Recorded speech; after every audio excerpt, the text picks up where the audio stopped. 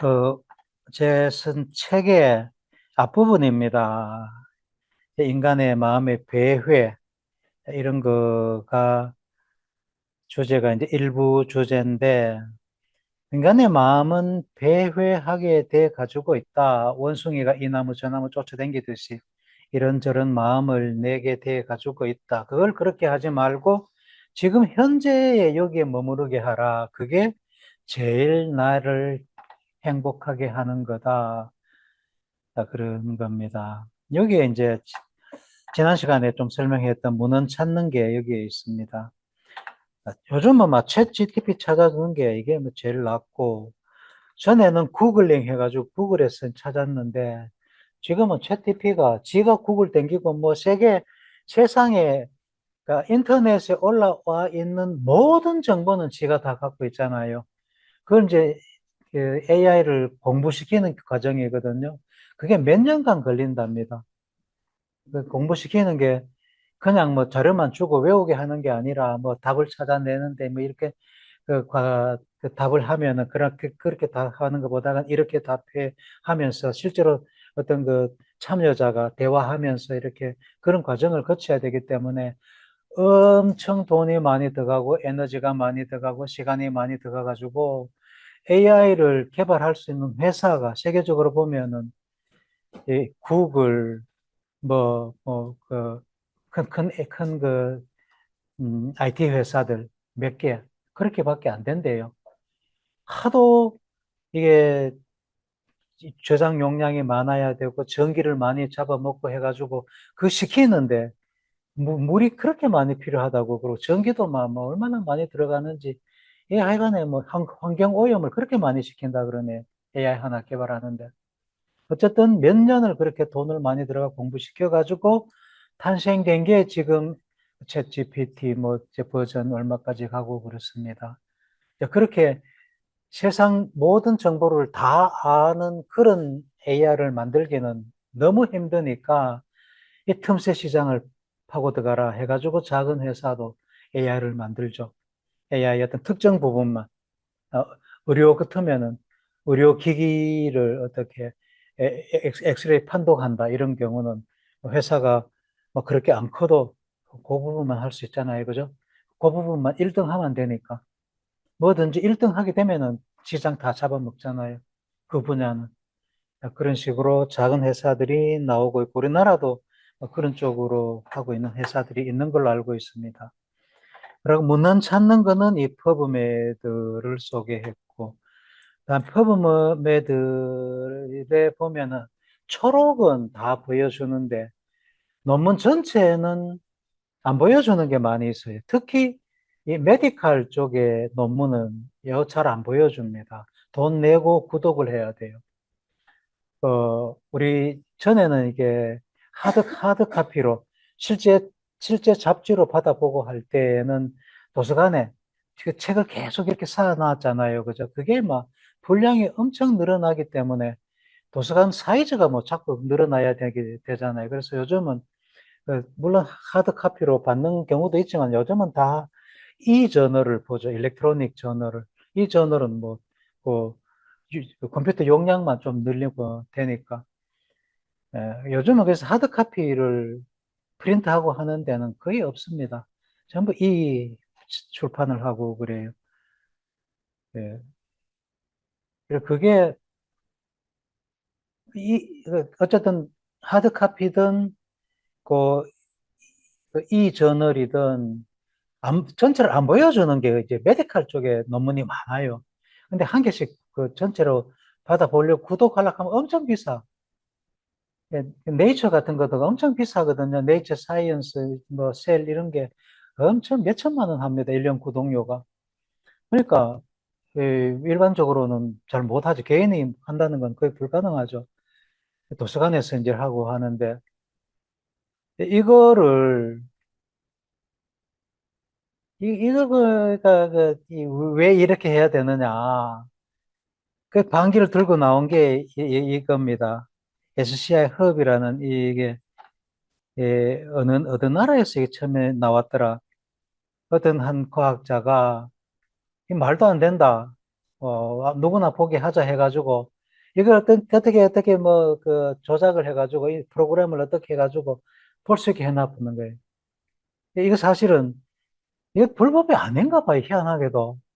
이 불법이면은 절대로 이게 그러니까 그러니까 퍼지지 못하도록 딱 막을 텐데, 이게, 아는 사람은 알고 여기 찾아, 이거 합니다. 저도 이거 많이 써요.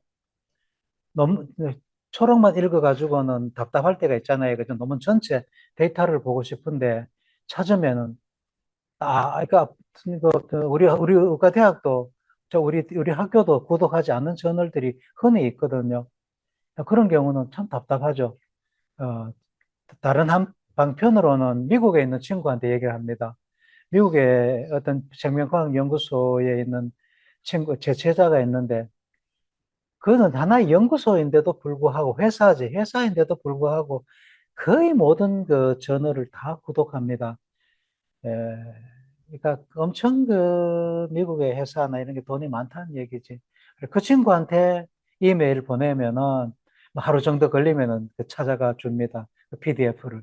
그래가 구해보기도 하고, 그것도 좀 답답하다, 느리다 싶으면은 여기 들어갑니다. 여기 들어가면 대개 다 해줘요.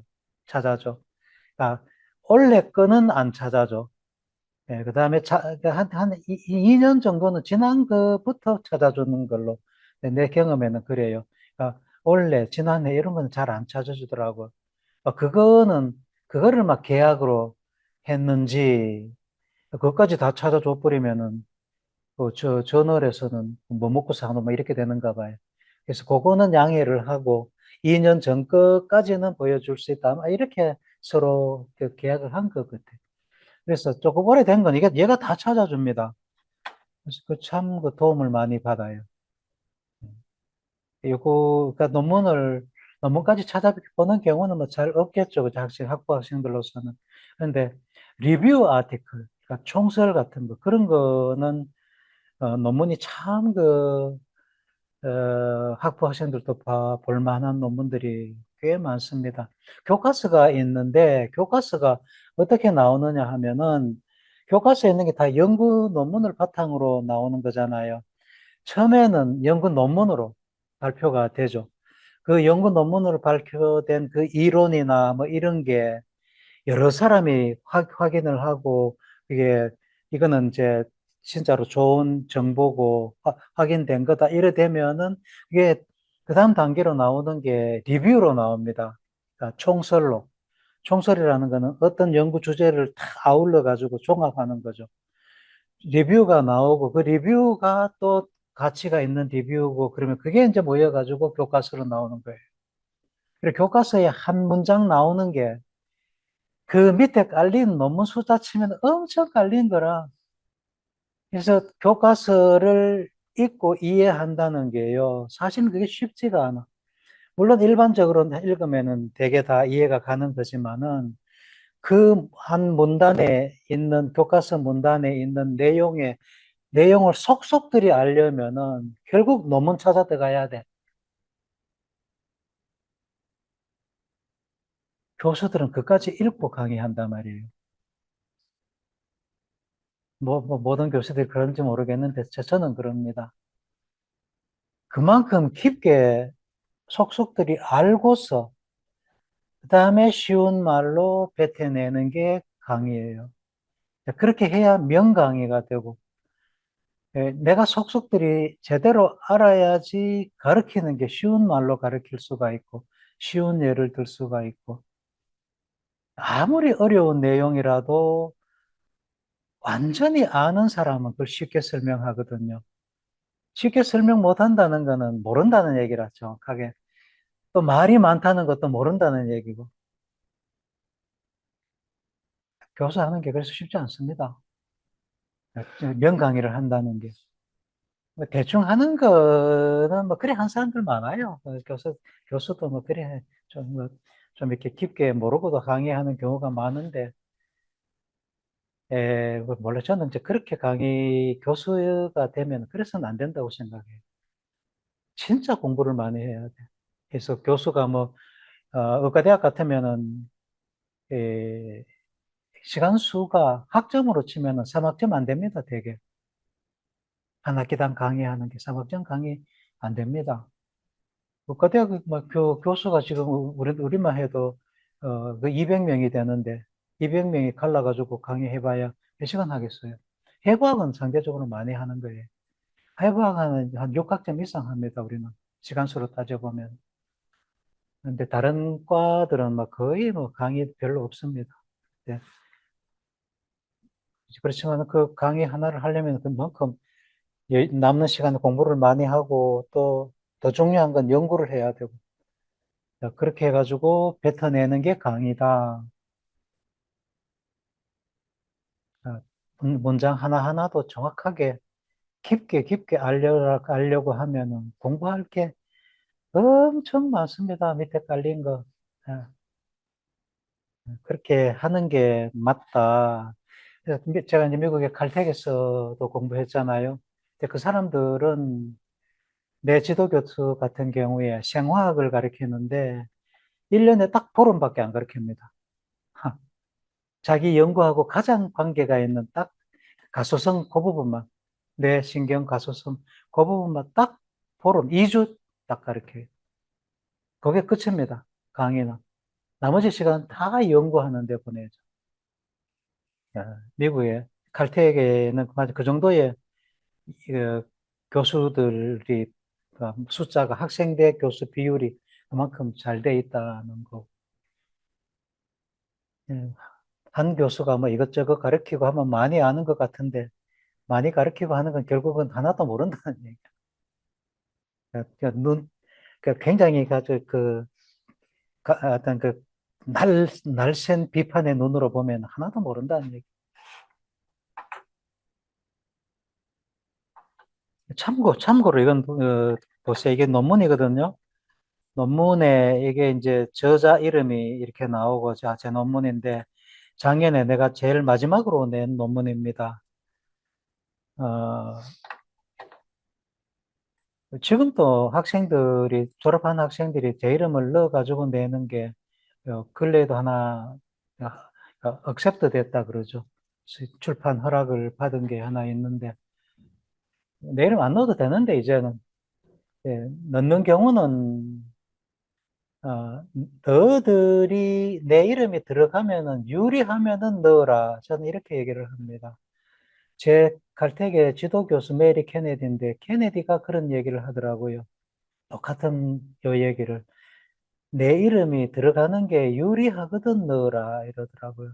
예, 논문을 출판하는데, 뭐, 수준 낮은 데야 뭐 넣으면은 뭐, 딱 투고하는 걸 고맙다 해가 받아주는 데가 많지만은, 논문 좋은 데 내려면은 엄청 힘듭니다. 그걸 임팩트 팩터라 그러거든요. 논문의 퀄리티를 결정하는 게. 나의 어떤 저널이 있으면은 1년에 100편 그 저널에서 논문을 발표했다 하면은 어, 지난 2년 동안 100편이 몇 번 다른 사람들이 인용하느냐 하는 거를 이렇게 조사를 할 수 있겠죠. 그죠? 100편 중에 한 편을 예로 들면은 이게 지난 2년 동안에 다른 어떤 사람이 2번 인용하면은 그거를 충격 지수 1이라고 합니다. 임팩트 팩터. 충격 지수 1이라고 합니다. 그게 0.1 뭐 이런 되는 것도 많고 그게 내가 내는 논문은 대개 5, 6, 7 요까지입니다. 이것만 해도 굉장히 좋은 거예요. 거기다가 임팩트 팩터 10점 단위로 올라가려고 하면은요. 내 연구한 거 다 때려 넣어가 한 개 만들어도 10점 단위 못 씁니다. 그만큼 힘들어요. 임팩트 팩터 10점대만 들어가도 그만큼 힘들고, 그러고 그 연구의 퀄리티라는 게 필요한 기자재, 아이디어, 이런 게, 이거 막 엄청나게 그 임팩트 팩터 올라가면서 비교가 안 되게 올라갑니다. 임팩트 팩터 2, 3점짜리 5개 써봐도 5, 6점짜리 한 개 쓰는 것만큼 비교도 안 돼요. 그런 식으로 임팩트 팩터를 보고 논문을 봐야 됩니다. 임팩트 팩터가 낮은 거를 그거를 보고 뭐 이렇다 저렇다 하면은 헛다리 짚는 경우가 많아요. 예, 임팩트 팩터가 높을수록 퀄리티가 높은 논문이라는 거잖아요. 그래서 좋은 논문은 30, 40 막 이렇게 올라갑니다. 그건 꿈의 저널이죠. 그런 건 우리는 뭐 상상도 못 하는 거고. 그런데 나온 논문들이 모여가지고 그 리뷰 아티클로 나오고 그 리뷰 아티클이 모여서 교과서가 된다는 거예요. 예, 그렇게 교과서가 만들어진다는 것을 얘기를 했고, 하여간 논문이고, 논문 제목이 이제 이렇게 나오고요. 그다음에 이게 저 잡지입니다. 저널이고, 이게 임팩트 팩터가 6, 7 이 정도 돼요. 그리고 언제 몇 년도에 어디에 이렇게 넘버가 논문 넘버가 이렇게 나오고 여기에 도이라는 게 뭐냐면 논문의 어떤 그 고유식별 번호입니다. 디지털 오브젝트 아이덴티파이어 해가 도이 넘버가 붙여집니다. 도이 넘버가 이렇게 붙여지죠. 이렇게 붙여지면 요거는 내 논문, 이 논문의 고유한 번호입니다. 네, 여기에 붙여줘요. 그래서 요걸로 찾을 수도 있고, 여기에 가가지고, 요거를 카피해가지고, 넣으면은 요 논문을 찾아준다는 거예요. 그러니까 요것도 하여간 그런 개념이에요. 이런, 하여간 요 다른 어떤 데서 뭐 이렇게 퍼브메드에서 붙인 그 논문 번호 이름이다. 그런 거가 되겠죠. 이렇게 이해를 하도록 도의라는 게 뭐다. 이것 이해를 좀 하면 좋겠어요. 그 어떤 문헌의 특히 논문의 고유 번호다. 책을 우리가 출판을 하면은 책의 고유 번호가 있잖아요. 그죠? 책의 고유 번호는 뭐라 그래요? 아, 그 고유 번호 네 자로 된 걸 뭐라 그래요? 그 넘버가 있잖아요. 그죠? 예, 예, 그 논문은 그 책을 이렇게 한테 고유한 번호로 붙여주는 거고, 논문도 그렇다는 거. 그리고 이제 현재에 머무르는 것이 행복하다는 논문이 나온 게 요 사람들이 쓴, 요 하버드 대학교의 요 사람들이 쓴 배회하는 마음은 은혜피한 마음이다 한 사이언스에 나온 논문. 사이언스가 네이처, 사이언스, 셀, 그러니까 네이처, 그러니까 CNS라 그럽니다. C, 셀, 네이처, N, 사이언스, S, CNS. 요 세 개 잡지가 생명과학 쪽은 최고의 저널입니다. 이게 임팩트 팩터가 30, 40 된다는 거예요. 여기 내려 그러면은 일반적으로는 이건 불가능하고 우리나라에 여기에 내는 그 연구실이 몇 군데 이렇게 있습니다. 서울대학교 약대에 그 어느 교수 그분은 이 세 군데 다 냈어요. 엄청난 연구력 파워죠. 이 사이언스라는 게 그래서 그만큼 좋은 그런 저널이라는 겁니다. 여기에 냈습니다. 고유 번호가 이렇고요. 이거부터 이 논문입니다. 이게 사이언스 논문인데, 어, 굉장히 짧은 논문이고, 데이터도 이거밖에 없어요. 어디 보면 또 있는데, 요게 얼마만큼 행복하느냐는 그 점수를 이렇게 낸 거고, 지금 뭐 하고 있느냐 하고 이제 물은 겁니다. 예, 잘 안 보이는데, 마음이 배회하지 않을 때, 그러니까 묻는 게 지금 뭐 하고 있습니까? 그러니까 무작위적으로 전화해가 묻는 거예요. 휴대폰에 내한테 전화가 온다는 거예요. 와가지고 묻는 게 지금 뭐 하고 있습니까? 두 번째, 마음은 어디에 있습니까? 내가 지금 일은 이거 하고 있는데 생각이 딴 생각하고 있습니까? 마음이 지금 하고 있는 일 여기에 있습니까? 그런 거 묻는 거죠. 그리고 세 번째, 지금 마음이 어느 정도 행복합니까? 그 스케일 10으로 중립을 5로 하고 최고 깊은 거를 10으로 했었고 뭐 굉장히 마음이 안 좋은 거를 0으로 했을 때 어디에 위치합니까? 이렇게 세 가지를 질문하는 거예요. 그래가지고 데이터를 많이 얻어가 모은 게 이겁니다. 요게 not mind wandering, 그 배회하고 있지 않다는 마음이 요거고, pleasant mind wandering, 좀 즐거운 생각을 하고 있다. 일은 딴 데 하고 있는데, 일은 이런 걸 하고 있는데, 마음이 일에 가고 있지 않고, 그 다음에 가진 않지만은, 그, 아니다. 요거는 그러니까 마음이 지금 현재에 있다는 거고, 배회하지 않는다는 거니까, 요거는 배회하는데 즐거운 쪽으로 배회하고 있다 하는 거고, 요거는 안 즐거운 쪽으로 마음이 배회하고 있다 하는 거고, 요거는 중립의 마음이다.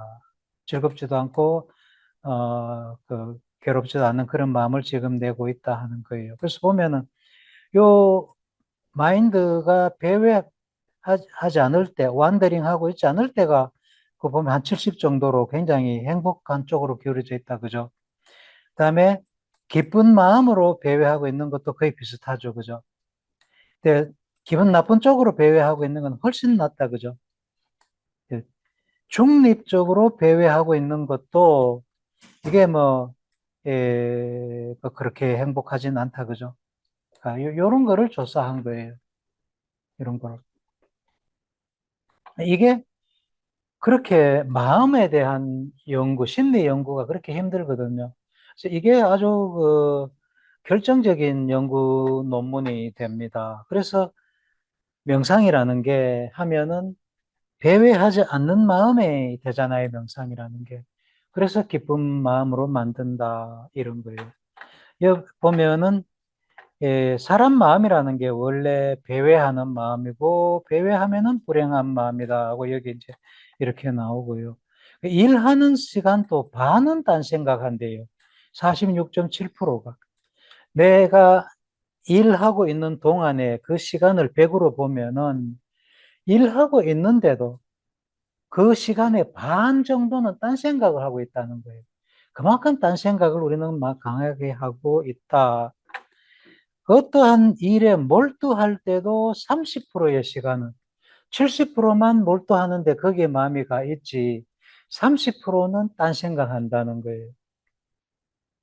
참 우리 딴 생각을 그렇게 많이 한다는 겁니다. 그래서 딴 생각을 얼마나 많이 하는지 이거를 이제 이 fMRI로 뇌를 찍어 가지고 생각이 얼마나 왔다 갔다 하는지를 조사한 거예요. 자세한 설명은 어렵고요. 예, 어쨌든 뭐 데이터만 봅니다. 이거는 이제 이런저런 생각으로 옮겨 간다는 거고, 이건 한쪽으로 좀 골똘하게 잡고 셋고, 한쪽 방향으로 생각이 깊어져 간다는 거고, 표현을 뭐 이렇게 해놨는데, 하여간 이게 제일 잘 표현을 하는 겁니다.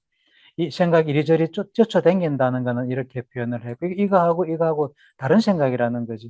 이거는 한 생각이 자꾸 이렇게 깊어져 간다는 거고, 15분 동안 사진을 계속해서 찍어가 옮겨갈 때마다 뇌 영상이 달라질 거 아니에요. 그죠? 다른 생각을 하면은 뇌 다른 부분이 활성될 거라고. 그래서 이 영상을 보면 왔다 갔다 하는 게 보이겠죠. 그거를 가지고 몇 번 생각을 하느냐 하는 거를 보면은 어떤 사람은 점 하나하나가 사람입니다. 어떤 사람은, 어, 이 분당 10번 생각이 왔다 갔다 하는 사람이 있는가 반면에 이런 사람은 4번밖에 왔다 갔다 안 하는 거예요. 이건 영화를 볼 때, 뭔 영화 같은 거를 상영해 놓고 찍은 거고, 그냥 아무것도 안 하고 쉬고 있을 때도 어떤 사람은 10번, 뭐 그 이상 생각이 왔다 갔다 한 사람도 있고, 어떤 사람은 4번 정도. 대충 보면은 이렇게 쉬고 있을 때나 영화 볼 때나 이 사람으로 보면은 영화를 볼 때는 한 9번 정도의 생각이 왔다 갔다 했고, 영화 안 보고 쉬고 있을 때는 그것도 한 9번 정도 왔다 갔다 했고. 되게 다 그래요. 그러니까 무슨 일을 할 때나 안 할 때나 생각이 왔다 갔다 하는 거는 이거는 뭐 거의 비슷하게 생각이 왔다 갔다 하더라는데 그만큼 우리는 본능적으로 생각이 많이 왔다 갔다 하더라. 그러니까 그래서 16시간 깨어 있다고 치면은 하루 6,240개 가지의 생각이 왔다 갔다 한다. 이것을 나누어 보면은 분당, 분당 6개 반이니까 그러니까 10초당, 10초당 한 가지 생각이 왔다 갔다 하는 거예요. 요거는, 요 숫자는 상상식적으로 조금 왜 안 와요? 한 10초당 생각이 한 개씩 왔다 갔다 하는구나. 어떤 사람들은 뭐 6만 개의 생각이 왔다 갔다 하고 뭐 이런 얘기를 한 사람도 있습니다. 그렇게 하면은, 아, 저거는 좀 과장된 거구나 하고 그렇게 이해를 하면 됩니다. 그리고 번뇌신경망이 기본 모드 신경망이고, 이게 이제 기본 모드 신경망이 어떤 특별한 일을 하지 않을 때도 기본적으로 딴 생각하게 하는, 그러니까 우리 가만히 있으면 생각이 자꾸 이리저리 왔다 갔다 하게 하는 게 이게 기본 모드 신경망이다 말이에요. 기본 모드 신경망의 번뇌도 여기에 끼어 들어가 가지고 있기 때문에 이게 가만히 있어도 생각이 기본 모드 신경망이 작동해가 왔다 갔다 하잖아요. 그죠? 그래서 번뇌는 가만히 있어도 강화가 된다. 우리 가만히 있으면은 번뇌 수행한다고 내가 그렇게 얘기를 하잖아요.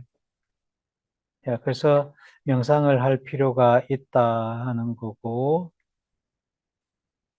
이제 여기 노란색, 빨간색으로 보이는 이 부분들, 이게 기본 모드 신경망에 해당되는 뇌부위입니다. 이게 공상망상 번뇌를 불러일으키는 마음이고, 파란색으로 된 이런 부분들이 에, 외부 대상을 외부의 어떤 거를 대상으로 해가지고 일하는 뇌, 중앙관리신경망, 센트럴 에그제큐티브 네트워크이다 그렇게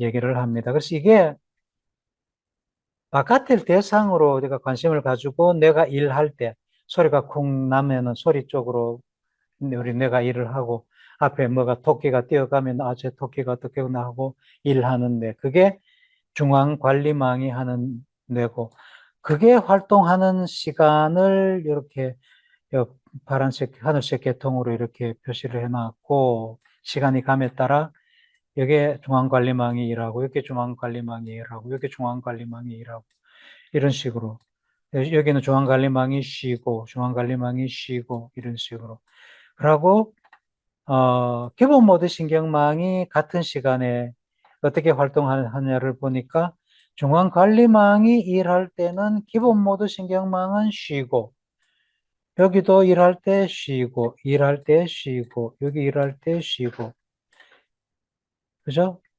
기본 모드 신경망이 일하니까 중앙관리망은 쉬더라. 기본 모드 신경망이 일하니까 중앙관리망은 쉬더라. 그러니까 공상망상 하니까 바깥쪽으로 이렇게 마음이 향하는 게 안 하더라는 거죠. 공상망상 하는데 언제 뭐, 밖에 저기 뭐 토끼가 뛰어가네, 개가 뛰어가네, 이런 거 뭐 안 하잖아요. 그런 거 하면 공상망상이 일어날 수가 없죠. 그죠? 이 두 개가 왔다 갔다 한다는 거예요.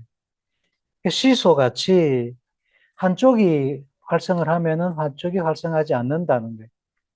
이거를 역상관관계다, 거꾸로다, 이면 거꾸로.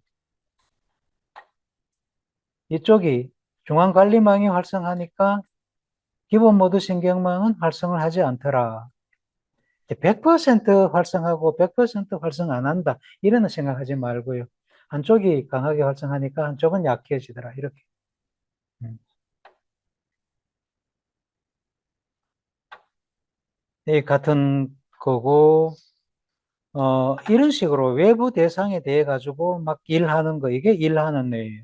그게 중앙집행망이라고 하고, CEN, 이게 센트럴 중앙, executive 네트워크가 이제 이런 거고, 다음에 기본 모드 신경망은 이런데, 이런 부위, 기본 모드 신경망을 표시한 부위입니다. 내가 다른 뇌죠. 다른 부위의 뇌죠. 이게 한쪽이 활성하면은 한쪽은 약해지고, 이쪽이 활성하면은 이쪽은 약해지고, 그렇다는 거예요. 이게, 기본 모드 신경망은 멍하니 있을 때, 이때 기본 모드 신경망이 활성한다. 이렇게, 이 고대의 어떤 부부가 어떤 하루 일과를 마치고 움막으로 돌아가는 그런 광경 같은데, 뭐, 편안한 마음으로 돌아갈 때 이때는 공상망상 한단 말이에요. 기본 모드 신경망이 작동하겠죠. 그러다가 앞에 으르릉 하고 뭐가 나타나면은 후다닥 이쪽 뇌가 작동을 한다. 왔다 갔다 한단 말이에요. 이 몽둥이 왜 들고 있어요? 뭐 나타나면 좁혀려고. 예. 여자들은 보호하기 위해 가지고 뒤에 따라오게 하는 거죠. 그죠? 코끼리 여기 있네. 코끼리. 이런 게 뭐, 평상시에 아무렇지도 않겠지만, 이거 뭐, 의아하면 달라들 수가 있다. 그리고, 기본 모드 신경망이 내 오케스트라 지휘자 역할을 한다. 그래서 실제는 사실은 기본 모드 신경망이 뇌를 지배한다. 자, 요거는 이해하려면 조금 힘듭니다. 예를 든 게 이제 달마시안 그림 그 봤을 때, 소 봤죠, 그죠? 우리 그 봤을 때, 그런 거를 보고 나면은 저장되는 게 기본 모드 신경망에 꽉 박혀서 저장이 되거든요.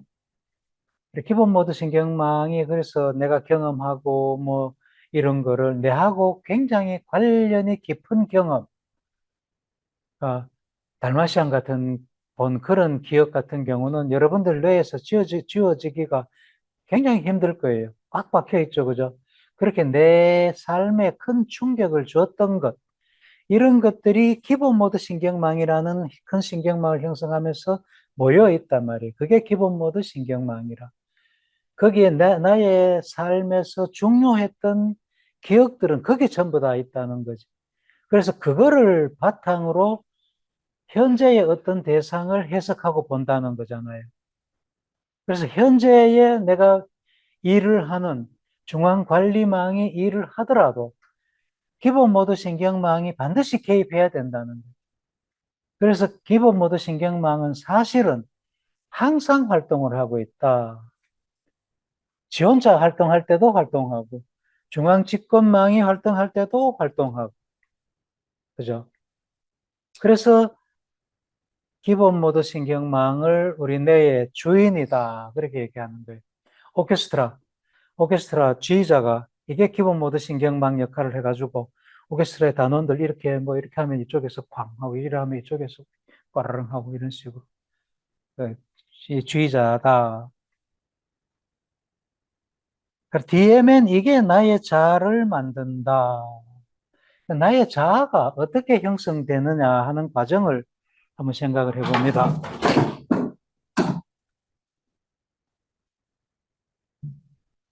나의 자아가 어떻게 형성되느냐. 아기가 금방 태어났을 경우에 그때는 뭐 자아라는 게 별로 뭐 없겠죠, 그죠? 뭐 그때는 그저 뭐 하나의 기계 장치에 불과하다. 배고프면 울고, 젖주면 먹고, 뭐 이렇게 건드리면 하고, 생각이 별로 없단 말이에요. 그런 경우는 생각이 별로 없다는 거는 자아가 없다는 거고, 100% 없는 건 아니겠죠. 그죠? 어쨌든 미미하다. 근데 이러다가 살면서 유치원 가고, 초등학교 가고 이러면서 자꾸 경험을 하고 좋고 나쁘고 하는 그런 경험들이 쌓인단 말이에요. 그 쌓이는 게 내하고 큰 관련이 있었던 충격이 컸던 건 더 강하게 쌓이겠죠. 그죠? 이런 것들이 주로 나의 자아를 만드는데, 나를 만드는데 관여를 한다는 거. 그런 거가 기본이 돼가지고, 그거를 근거로 해서 내가 지금 현재의 어떤 경험을 한다는, 대상을 본다는 거예요. 그죠? 그게 자아거든요. 그래, 그거를 달리, 이제, 자아를 통해서 세상을 본다. 자아는 세상을 보는 나의 창문이다. 뭐 이런 식으로 표현하기도 하고. 예. 그래서 그 자아가 만들어지는 게 나의 경험, 중에도 제일 나한테 충격을 많이 줬던 것들, 그런 것들이 자아를 만든단 말이에요. 그게 모인 게 어디라고? 기본 모드 신경망이라고요. 그래서 기본 모드 신경망이 자아의 신경망이 되고 거기에 번뇌가 들어있다. 번뇌가 또아리를 틀고 있다. 저는 이제 이런 표현을 쓰죠. 자, 그래서 번뇌하고 자아하고 기본 모드 신경망하고 이 관계를 그렇게 이해를 하면은 됩니다. 굉장히 중요한 거죠. 그죠? 자, 이런 얘기들이 앞에 배회하는 마음, 번뇌, 자아, 이런 키워드를 해가지고 일부에, 제 책의 일부에 이제 그런 게 주로 쓰여져 가지고 있죠. 자, 그런 거를 책을 반드시 읽어야 돼요. 문제 낼 때 책의 문단을 따와가지고 주요 키워드를 적으라 그럴 거예요.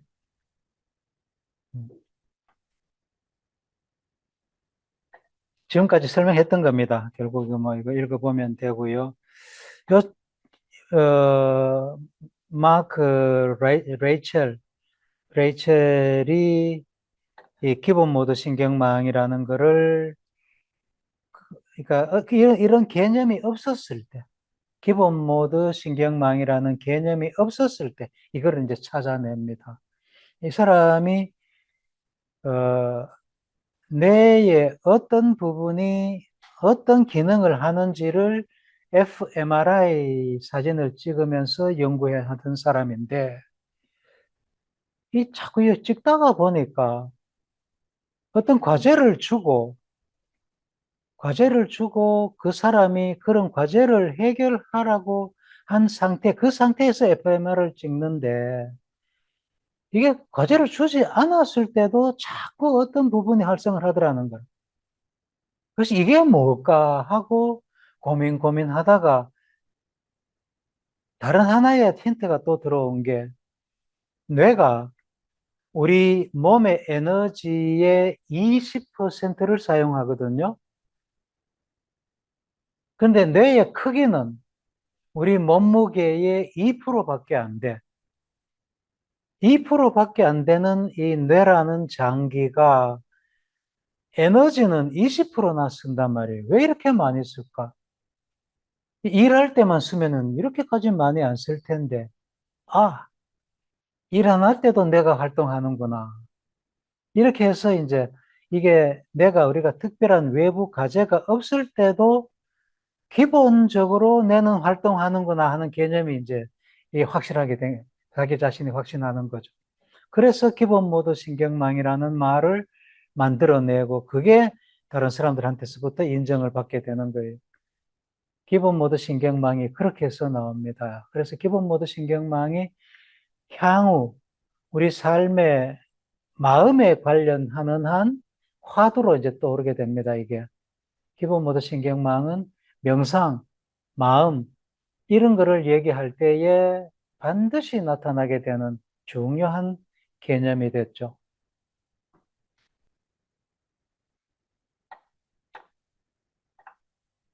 자, 기본 모드 신경망의 역할이 오른쪽에 보면 내적 정신작용이다. 자서전적 기억, 나의 과거. 나의 과거가 뭐인 게 이 기본 모드 신경망이니까 내가 과거에 어떻고 뭐 하고 하는 게 미래 생각조차도 기본 모드 신경망이 하는 거다.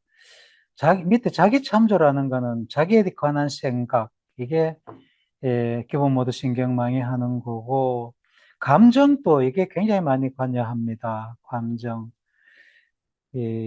특히 이제 감정 같은 경우는 전두엽 쪽에 있는데, 이게, 이게 이제 전두엽이잖아요. 자, 이쪽, 특히 아래쪽에 있는 이쪽 부분이 감정하고 굉장히 관련이 있습니다. 그래서 그것도 기본 모드 신경망의 기능이다 하는 거고, 마음 읽기, 눈치 끌기, 이건데, 어, 마음 읽기, 그러니까, 나의 마음을 읽는 거는 뭐 당연하고, 상대방 마음도 우리가 어느 정도는 읽을 수 있다, 그죠? 적어도 저 친구가 기분이 나쁜지 안 나쁜지 정도는 되게 알잖아요, 그죠? 그것도 모르고 뭐 헛소리 했다가는 뭐 큰일 나죠. 그죠? 라고 이 능력이 발달한 점쟁이들은 마음 읽기 능력이 굉장히 발달했잖아요. 음.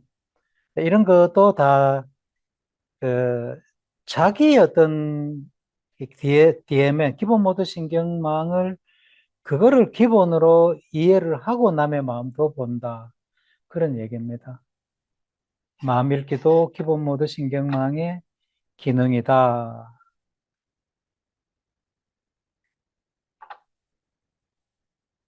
자기 모습 생각하고, 그다음에 그 백일몽, 하여간에 공상망상 하는 거잖아요. 이게 다 기본 모드 신경망의 기능이다. fMRI로 활동하고 있는 중에 내 활성 사진을 찍어보면은 요 앞쪽, 그 다음에 뒤쪽, 여기가 강하게 활성되는 게 보인다. 앞쪽은 여기고, 뒤쪽은 이제 가운데 잘라봤을 때 요 뒤쪽입니다. 여기가 아니고요. 이 속에 있는 이쪽 안의 부분. 그게, 앞쪽은 여기고, 지금 보여주는 게 이게 여기고, 뒤쪽은 여기를 가운데를 이렇게 가운데를 잘랐을 때, 요 부분이면 요 부분. 스톱할 수가 있으면 좋은데 스톱을 못 해요. 앞쪽이잖아요. 그죠? 앞쪽 가운데 잘랐을 때 앞쪽이고, 요거는 이 가쪽이고, 여기 뒤쪽 정면이 여기 지나가 버렸다. 앞쪽 정면이고, 가쪽이고, 뒤쪽 정면이거든요. 뒤쪽 정면 가운데 잘랐을 때 그 가운데 부분이 여기다. 뇌를 지금 CT 사진이지만은 가쪽을 CT가 아니라 MRI 사진인데 가운데를 좀 잘라서 오른쪽 뇌만 보고 있는 거잖아요. MRI 사진 그 단면도가 뇌를 정 가운데 잘라서 보고 있는 거잖아요.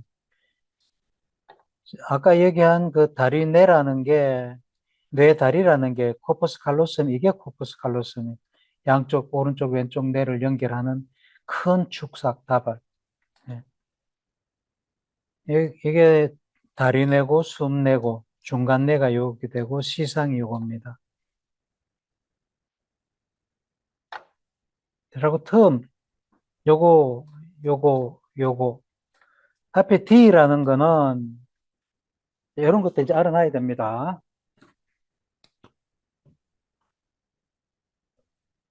내가 이렇게 있으면은 등 쪽, 도살, 등 쪽, 아래쪽, 배 쪽, 벤트럴, 앞쪽, 프론탈,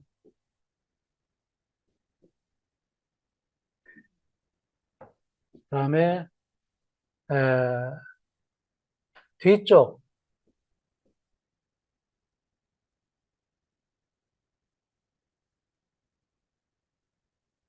그리고 뒤쪽이 뭐 포스티어리 이런 말을 쓰는데 다른 말이 지금 검색 생각이 잘 안 나네. 내가라고 양쪽에 내가 이렇게 있으면은 이렇게 내가 있으면은 이 가운데 쪽 이거를 미디알 가운데 미디알 가쪽 레터럴 레터럴 등쪽 등쪽 위쪽 이거를 뭐 도살로 얘기해도 되고 슈피어리어 위쪽 다음에 아래쪽은 인피어리어 위쪽 아래쪽 가쪽 안쪽 등쪽 배쪽 앞쪽 뒤쪽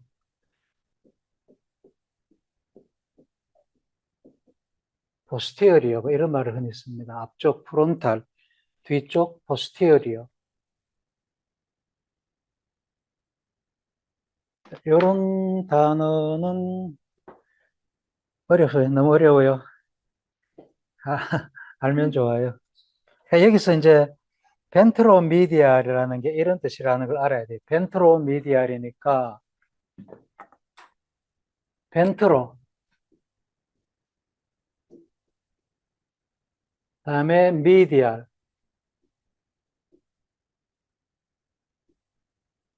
프리 프론탈 콜텍스 이건 전전두엽이라는 얘기고 벤트로 배 쪽 그러니까 배 쪽이면 아래쪽이다 그죠? 이 전전두엽인데 아래쪽이고 미디알이니까 이렇게 보면은 아래쪽이고 안쪽이라는 얘기죠. 미디알. 네, 뭐 표현하기가 그렇네. 여기서 보면은 이 전전두엽인데 앞쪽이 전전두엽인데 배 쪽이다. 이 위쪽이 등 쪽이고 배 쪽이라는 얘기. 등 쪽, 배 쪽, 안쪽, 가 쪽. 그러니까 아래쪽이고 안쪽이고 등 쪽이고 가 쪽이 아니고 아래쪽이고 안쪽이라는 얘기. 여기가, 여기가. 다음에 요 부분을 하여간 PCC라 그러는데 요 부분을 PCC라 그러는데 PCC 중에 가르면은 등 쪽이고 배 쪽이다. 위쪽이고 아래쪽이다 이런 뜻이. 등이 위쪽이고 배가 아래니까 요 PCC 중에 요 부분은 등 쪽이고 요 부분은 배 쪽이라는 얘기예요. 너무 깊게 들어가나? 해부학적으로 이렇게 말을 붙입니다. 이런 걸 알면은 어쨌든 뇌 구조 중에 조금 더 정확하게 머릿속에 들어오죠. 이것도 아주 재미있습니다. 꼭 레고 끼워 맞추게 해놓은 거 그죠? 그죠? 이 대뇌 피질이거든요. 여기가 요 중심 고랑이 이거라는 거예요. 센트럴 서커스고 왼쪽 뇌, 오른쪽 뇌를 보는 거고 이게 측두엽. 원래는 이게 이렇게 붙어야 되죠, 그죠? 붙어가 중심고랑 가측고랑인데 이거를 떼놨습니다. 안에 있는 뇌섭렵을 보여주기 위해 가지고 안에 안 보이는 이 부분이 보여주기 위해 가지고 뇌섭렵이 여기 안에 들었고 중심고랑 가측고랑 원래 가면 이게 안 보이가 여기하고 붙었죠. 그래서 고랑이 하나 밖에서만 보이는 거죠, 그죠? 뇌섭렵을 보여주기 위해 가지고 벌려놨다. 중심고랑 앞부분을 전두엽 중에서도 제일 앞쪽을 전전두엽. 전두엽의 바로 앞쪽은 운동 영역이라 그랬다. 그죠? 운동 영역인데 몸 근육 움직이는 몸 운동 영역. 어느 운동 영역은 이쪽에 있다고 그랬고. 색깔별로 어쨌든 뇌 기능의 영역을 따로따로 표시를 해놨습니다. 예를 들어서 요거는 시각, 1차 시각, 2차 시각 이렇게 됩니다. 뒤쪽에 중심고랑 뒤쪽 요 부분이 뭐라고? 몸 감각 영역. 앞쪽은 1차 운동 영역. 자, 이렇게 7개의 큰 네트워크로 갈라놨다. 대뇌 피질이 기능이 굉장히 많지만은 이거를 기능을 좀 큰 기능으로 나누어 가지고 보면은 7가지 뇌 기능 신경망으로 나누어 볼 수가 있다. 이 7가지입니다. 그래서 몸 감각하고 운동하고를 하나로만 묶어 가지고 감각 운동 피질이라고 묶어 놓았고 시각 영역이 워낙 커서 여기도 하나로 따로 떼놨고 기본 모드 신경망 요거 하나 따로 떼놨고 감정을 불러일으키는 둘레계통이 하나 그다음에 알아차림하는 이 인지조절 신경망이 또 따로 하나 그러고 이게 주의를 기울이는 신경망인데 등 쪽에 분포해 있는 attention 네트워크 있고 아래쪽에 배 쪽에 분포하는 attention 네트워크 있다. 자, 이거를 하나, 둘, 셋, 넷, 다섯, 여섯, 일곱 개 큰 대뇌피질 신경망이다. 이렇게 나누어 본단 말이에요. 그래서 이거를 끼워 맞추면은 레고 끼워 맞추듯이 이것이 하나의 대뇌피질을 완성을 한다. 그래서 우리 대뇌피질이 저렇게 기능적으로 보면 일곱 가지 기능으로 나누어 볼 수 있다는 거예요. 어텐션 하는 이게 의근입니다. 의근이라는 게 어텐션 하는 기능이니까. 의근이 등 쪽에도 있고 배 쪽에도 있다 이런 얘기예요. 왜 이거를 도살이라고 이름 붙이고 이쪽은 벤트랄이라고 이름 붙였는지 이게 해부학적으로 이해가 좀 가죠, 그죠? 등 쪽이고 배 쪽이단 말이에요. 그 기본 모드 신경망이 이제 이렇게 흩어져 있다. 알아차림, 즉 인지 조절 신경망은 이렇게 흩어져 있다 하는 것을 이해를 하도록 합니다. 그리고 크게는 7개로 이렇게 나누어 볼 수가 있고 더 작게 나누면은 400개로 또 나누어 볼 수가 있다. 예를 들면 디폴트 모드도 A, B, C, D 뭐 이런 식으로 A, B, C로 나누어 보고 뭐 이런다. 자, 뭐 이것까지는 우리가 뭐 상상을 못할 거고 요거는 이 그림으로 이렇게 나누구나 하는 거를 알아보면 좋겠죠. 그죠? 아, 그리고 지금 현재 관찰할 때 지금 마음이 현재에 머무른다 할 때에 어떤 부분들이 활동을 할까? 예를 들면 뭐 보는 거를 거기에 마음이 있다 하는 건 당연히 보는 거, 시각 피질 활성화돼야 되겠죠. 그죠? 시각 피질이 활성화되는 데 있어가지고 그쪽으로 어텐션 돼야 되겠죠. 그죠? 이런 거. 시각 피질로서 보고 어떤 감정을 느낀다면은 림빅. 그다음에 뭐 보고서 뭐 몸을 어떻게 한다면은 운동, 감각 운동. 그다음에 당연히 이제 지각을 해야 되니까 알아차림, 인지 조절. 이게 결국은 망상하는 기본 모드 신경망만 활동을 안 할 뿐이지 다른 신경망은 다 활성을 갖는다. 어떤 그 대외 외적인 거에 관심을 내가 관심을 가지고 일을 할 때는. 그래서 호흡을 보라 하면은 들숨 날숨을 보고 알아차리를 하면은 이 모든 게 다 뇌가 활성한다는 거예요. 특히 알아차림 요 부분 이게 더 활성을 더 강하게 하겠죠. 반면에 기본 모드 신경망은 활성하지 않는다. 활성하지 않으면은 약해진다. 그래서 기본 모드 신경망, 번뇌가 들어있는 기본 모드 신경망은 약해지고 이 알아차림 신경망은 강해진다는 것은 모든 명상에 공통적으로 나타나는 뇌의 변화다. 참고로 전전두엽을 봅니다. 몸 감각 영역이 있고 운동 영역, M이라고 해놓은 모토 에어리아, 모토 에어리아. 요 사이에 있는 고랑이 중심 고랑이라 그랬다, 그죠? 센트럴 서커스. 여기 있는 게 가측 서커스, 레터럴 서커스, 가측 고랑. 조금 벌려가지고 인슐라, 뇌섬이 보이도록 그냥 이렇게 그림을 이제 이렇게 그려 놓은 거죠. 그죠? 여기 보면은 인슐라는 안 보입니다. 인슐라 안 보이죠. 그죠? 이 측두엽하고 전두엽, 두정엽을 제껴야지 요 속에 인슐라, 뇌섬이 들어있는 게 보입니다. 요 그림은 일부러 그렇게 벌려서 그려 놓은 거고, 나머지는 다음에 설명하도록 하고, 중심고랑 앞쪽에 1차 몸 운동 영역이 있고, 그 앞에 전 운동 영역, 그 다음에 보조 운동 영역이 앞에 있습니다. 다이간 이건 몸 운동 영역이고, 앞쪽에 여기가 말하는 운동 영역, 브로카 에어리아라 그랬고, 요 보다가 앞쪽에 요 부분을 전전두엽이라고 그런다. 전전두엽이 여기 이제 이렇게 표시해 놨는데 전전두엽도 하나가 아니고 거기에 여러 가지 기능으로 나누어 볼 수가 있고 구역도 여러 가지 구역으로 나눕는다. 벤트로 미디얼. 이제 아래쪽 벤트로고 미디얼. 가쪽이 아니고 미디얼이라는 게 이제 여기 이해가 갑니까?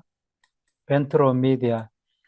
돌소 레터럴. 가쪽이 아니고 레터럴이죠. 그죠? 이걸 등 쪽이다 이렇게 봤습니다. 등 쪽이고 안쪽이다. 가쪽이 아니고 안쪽이다. 도솔 미디얼. 아래쪽 벤트랄인데 가쪽이다. 미디알이 아니고 가쪽이다. 벤트로레터랄. 그다음에 오비토 프론탈이라고 그러는데 밑에 안에 여기에 눈이 여기에 있습니다. 여기 눈이 여기에 있어요. 눈 위에 있다 이런 뜻입니다. 눈 위에 있는 이 부분. 이 부분이 감정을 느끼는 부분입니다. 감정. 감정이 저기에서 느낍니다. 감, 감정의 중추는 편도체라 그랬죠. 그죠? 감정의 중추는 편도체가 중추가 돼서 감정을 육체적인 그 어떤 현상으로 불러일으키고 그게 전전두엽으로 와서 감정을 느끼잖아요. 그죠? 느낌이지, 결국은. 느낌은 여기서 느낀다. 여기. 뇌의 전전두엽의 아래쪽에, 가장 아래쪽에, 여기야. 아래쪽에. 가쪽하고 안쪽하고 이제 퍼져 있습니다. 요거는. 여기서 감정을 느끼는 부분이다. 그렇게 이해를 하고, 등 쪽, 가 쪽, 이 부분이 여러 가지 중요한 역할을 합니다. 인지 조절, 판단, 결정, 충동 제어. 여기가 우리 삶을, 뇌의 기능을 제어를 하는 그런 기능이다. 그렇게 보면 됩니다.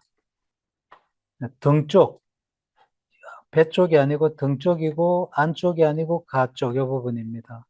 도르솔레테랄 프리프론탈 콜텍스. 자, 이게 인지, 그러니까 알아차림하는 신경망도 여기가 중추가 된단 말이에요. 야, 알아차림 수행을 하면은 이 부분이 발달을 한다.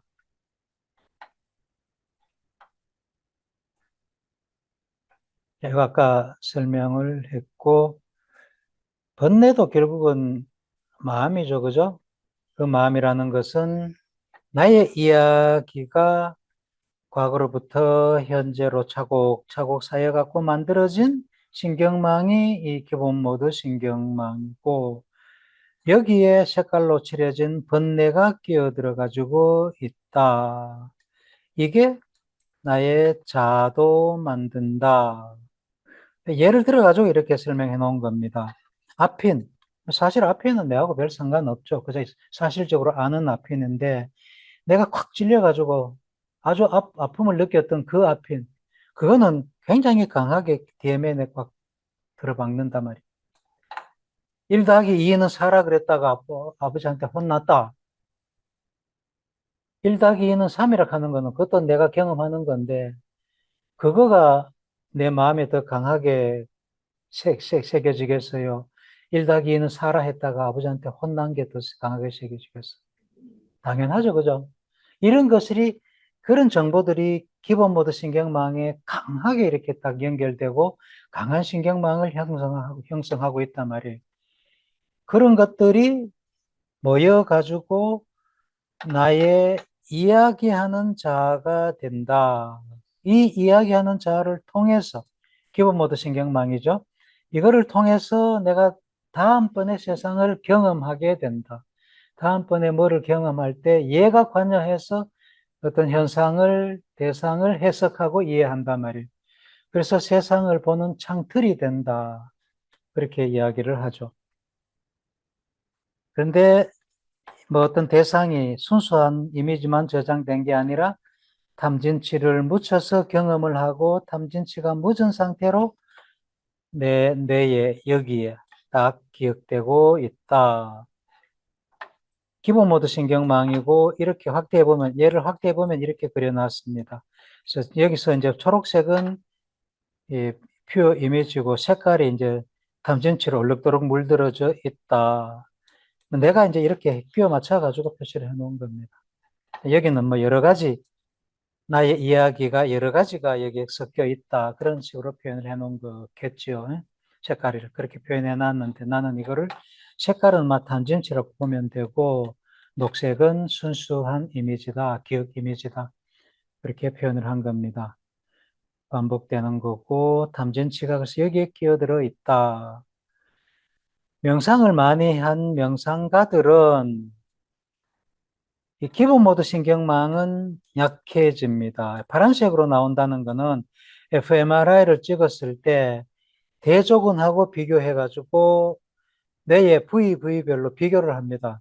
대조군 뇌하고 명상가들 뇌하고 비교해보니까 요런 부분들은 파란색으로 표시를 했는데, 이거는 명상을 안 했는 사람보다가 오히려 더 약해졌더라. DMN은 명상을 하면은 더 약해지더라 하는 것을 보여주고, 이런 거, 레터럴 프리프론탈 콜텍스, 아까 레터럴이 뭐라 그랬어요? 저 앞에.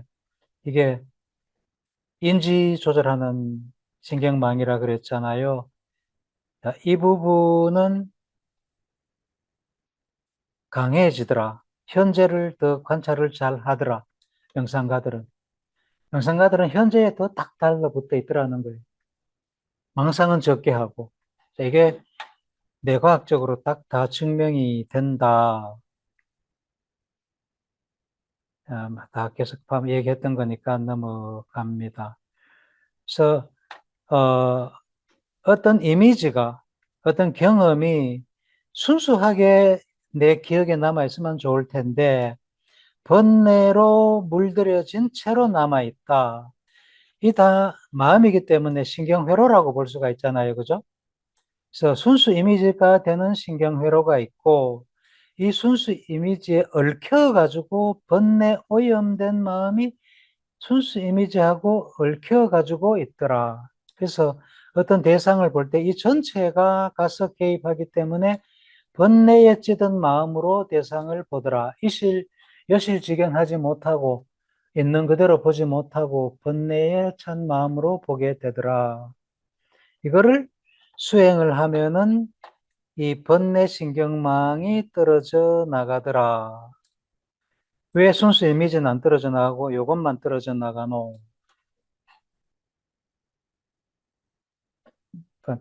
내가 풀어야 될 숙제입니다. 현상은 이런 게 맞죠, 그죠? 맞는데 왜 번뇌가 더 강하게, 더 많이 떨어져 나가고 순수 이미지는 남아 있을까? 참 해석을 어떻게 해가지고 이제 신경과학적으로 설명을 해야 되는데 아직까지 답은 잘 안 나와요. 누가 아마 이럴 거다 하고 생각되고 되는 게 있으면 생각나는 즉시 카톡으로 보내요.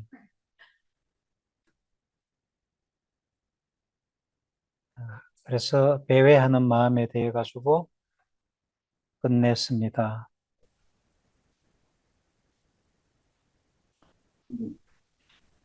알츠하이머는 무엇입니까? 자, 잠깐만. 아밀로이드 단백질이 축적되면서 진행모도망에 아밀로이드 단백질이 축적되면서 기억력이라든지 인지자아가 나타난다는 그런 걸 방지하는 거 하기 위해서는 뭐 어떻게 해야 됩니까? 아밀로이드. 예. 치매를 불러일으키는 거죠, 그죠? 지난 시간에 동영상으로 한번 봤지요. 어, 신경세포가 뇌로 보면은 신경세포가 가지를 치고 뭐 이렇게 있으면은, 여기도 신경세포가 이렇게 있으면은 이 아밀로이드라는 단백질입니다. 이게 여기 이렇게 막 쌓이거든요. 쌓이고 이 뇌 신경세포 속에도, 이건 아밀로이드라 안 그러고 어, 플라크라 그러는데 물질 이름이 금방 생각이 안 나요. 신경세포 안에도 쌓이고 밖에도 쌓이는 거, 이거를 베타 아밀로이드라 그럽니다. 이 단백질이 사이에서 독성 물질로 되죠. 여기도 독성이고, 이 안에도 독성이고. 독성 물질이 이렇게 있으면은 얘가 못 견뎌서 죽게 되는 거죠. 그리고 결국은 이 아밀로이드, 물론 세포 속에 생기는 것도 없애줘야 되겠죠. 그죠? 근데 이거를 처음에는 안 생기게 하는 방법.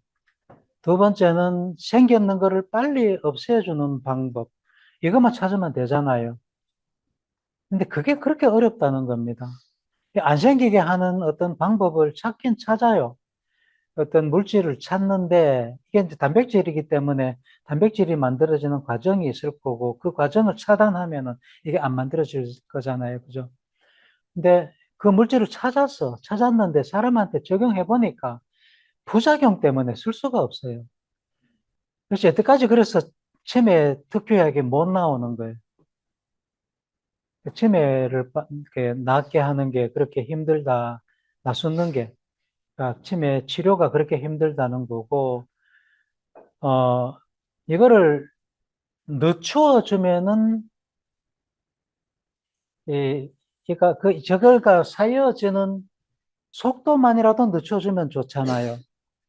그래서 예를 들어가 평균 나이가 80일 때, 저게 아밀로이드가 많이 생겨가지고 치매가 걸린다 하면은 저거 생기는 속도든 아니면은 생기는 거를 처리해주는 속도든 이것만 개발하면은 만약에 10년만 90이 돼서 치매가 걸리도록 그렇게 늦춰줘 보자 하면은 80이 돼가지고도 다리가 쩔럭쩔럭 절면서 제대로 댕기지도 못하고 겨우 마실 조금 댕기는데 90 되면은 집에서 일어나가지고 집에서 안에서만 왔다 갔다 해도 대단한 거잖아요. 다른 어떤 것 때문에 죽을 가능성도 많잖아요. 그렇게만 하면 된다는 거예요. 그게 내 생각이었죠. 나도 치매 연구를 했거든요. 그래가지고 저거 생기는 거를 빨리 없애주는 약초 성분을 찾자 해가지고 몇몇 가지를 잘 찾아놔서 그러니까 제약회사한테 선전을 하면서 이거 가져가가지고 약으로 만들어서 팔으라고 하니까 임마들이 꼭 순수 물질을 찾아내라는 거예요. 순수 물질을. 그, 이 약초에서 얻는 거기 때문에, 약초에서 얻는 거기 때문에, 복합 물질이잖아요. 그죠? 우리 그 한약재 같은 거, 복합 물질이죠.